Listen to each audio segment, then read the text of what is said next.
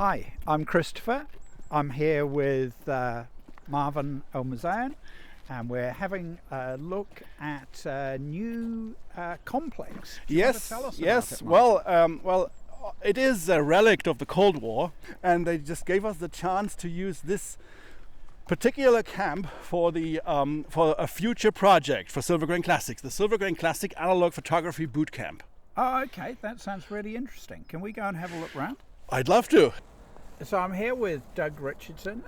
Doug, can you tell us a little bit about the site, please? Yeah, so when our recruits come in, right, this is where they're going to be entering the digital cameras free zone, right? So there will be a full search of the members and their luggage with them. So make sure that all of this is all analog only.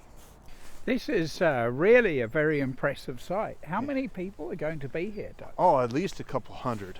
Yeah. You know, I mean, we have our food facility over there, our animal facility. We have our war photographers over here. We have our commercial aspects. Our studio modeling is going to be up over there in building 67. Marvin, what's the story behind this big safe? We have here a very good relation, everybody knows, with Kodak and all the brands in the world, and they will send us the prototypes. We're going to store them here before we just give it out to our top-notch photographers. Going to try it here under secret conditions. Oh, okay. Thank you. This is our live fire situation over our building, right? So this is where we're going to be teaching photographers to shoot photos under live fire situations. And as you can see, out of our facility is highly secured and able to take live fire rounds. So if you want to join the action, this is where it's going to be.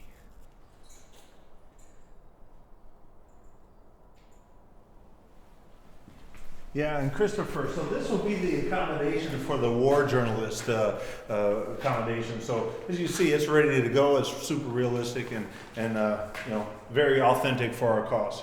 Wow, this is something. So this needs fixing up before people can stay in here, right? Oh, but not too much, only because we're going to put a really nice sound system in here for the shelling effect. All right, so then that way they'll be super realistic. Well, that is our food corner. Everybody has to eat. At the moment, it looks a little bit, dirty, but it just needs a little bit of a woman's touch. And then you'll have here the kitchen. They cook meals. On one side, our participants can eat here, but on the other side, we're also going to use that for food photography. What's this facility, Doug? So this facility was used to train and house the very vicious attack dogs. But for our photography enthusiasts, we are going to use this area to house our lions, tigers, and bears, right? And so we're going to be able to get those action shots, those really close environmental shots with these animals. So our photographers are going to get the ultimate experience. Wow, that's going to be an adrenaline rush. Yeah, we're quite excited about it ourselves. So we have a full team of trained animal handlers that are going to help the photographers get really intimately close with these animals. So Okay. We're looking forward to this. Marvin, what have we got here? Well, just a little bit of an explanation. 2020 was a hard year, especially financially. So in order to cut down especially our costs with our editorial office, we decided to use also this facility to bring our editorial office here on that site. Oh, it opens already? Yeah, here will be our editorial office. We'll have all here the latest technology equipment like fax, typewriters, and telex machines. From here we will have the magazine done. Our set builders have come in and they've custom built this as a bombed out building so our war journalists can get practice shooting. And so if you can see, it's got the highest quality built, and so and it's very realistic. We've had a lot of help from the local community, building stuff, and very high quality. Wow, that's impressive. Cinematography is one of the points of our magazine, and we want also to have stunt crews here.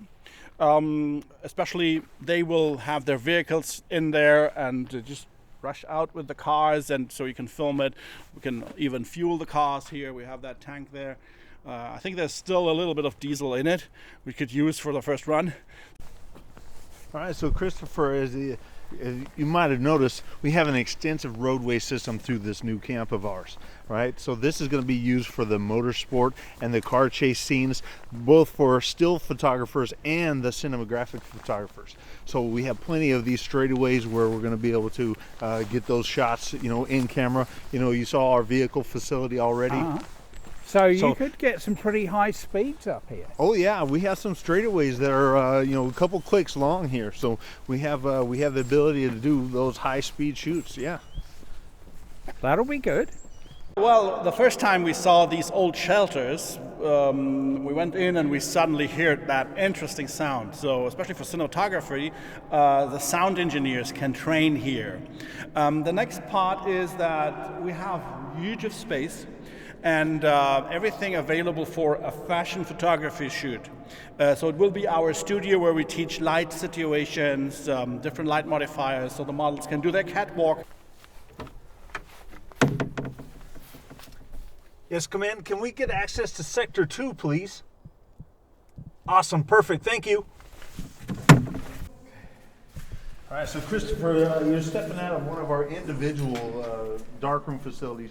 So each participant in our workshops are going to have their own facility like this to have their darkroom. So we don't really know how long the COVID is going to last. This COVID-19 pandemic is going to last. So what we're going to do is we're going to monitor each one of these darkroom facilities from a centralized location.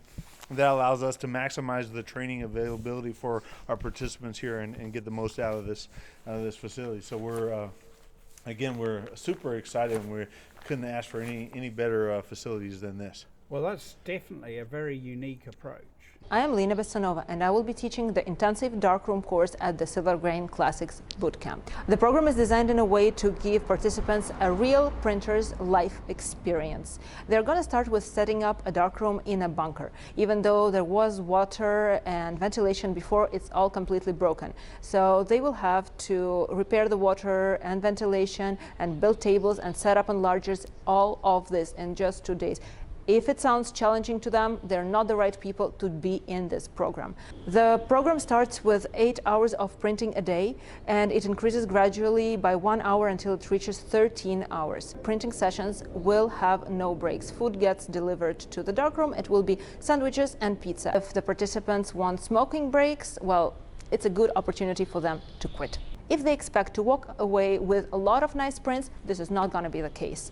They will have one negative, start with one negative and print it over and over and over and over again until they're absolutely sick of it. I will give increasingly difficult techniques from their first print to the following ones to their 100th print, and if you think 100 prints is a lot, it's definitely not. There can be only 2 possible course outcomes. Either the person gets sick of darkroom printing or addicted to it. This is our railway here. The old base had a railway to transport heavy stuff. Yes, so this will be where you're doing the training for B Westerns, is that right? B Westerns, even C Westerns, and lower. I mean, there's no limit for that.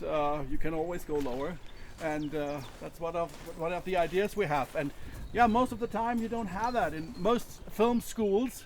Oh, Christopher, where are you? Yes, I was just thinking there's a little bit of work to be done before the trains turn up. Exactly. Most universities, film schools don't have this possibility, and we just can invite really everyone from everywhere in the world, Hollywood, Bollywood, wherever. I think this is the place to be, to learn real cinematography under real conditions, not CGI. Yes. It's just a shame that the track's not being cleared at Christmas. Yeah. So we're here on the helicopter pad? Yes, is that right? That's right. Because we have really great directors teaching here in our place. We have Peter Nolan, Peter Jackson, Quentin Tarantino. They all agree to teach here in our facilities, and they have a tight schedule. So this is our helicopter pad where they just land in, give their lessons. And the funny thing is they offered it free of charge because they love the project. And so from that point of view, we're really equipped. If there's anybody else, we can provide that for other directors. Whatever they want, we make it possible. That's fantastic. We think so too. So what's in this facility? Christopher, this is none of your goddamn business. This is a restricted area. And sir, can you turn the camera off, please? Well, I'm not We have to.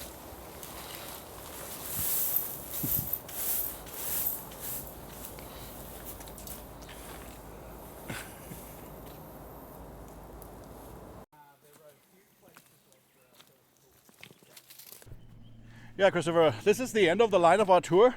I think you could get a small idea what our vision is. And how are bookings doing, Marvin? Oh, excellent. I mean, just a few places are free.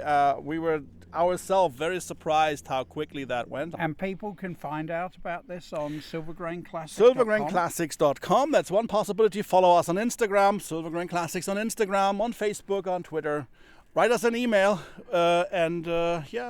just watch out for the next issues also. And the email address is? info@silvergrainclassics.com. Okay, that's great. Thank you very much for your Was time. a pleasure. Well, there is no doubt that analog photography has found a new home here at the Silvergrain Boot Camp, somewhere in Germany. This is Christopher Osborne. Good night. Rolling. The hills come alive. Again, please. Take two. The hills come alive with the sound of music. Excellent. Cut.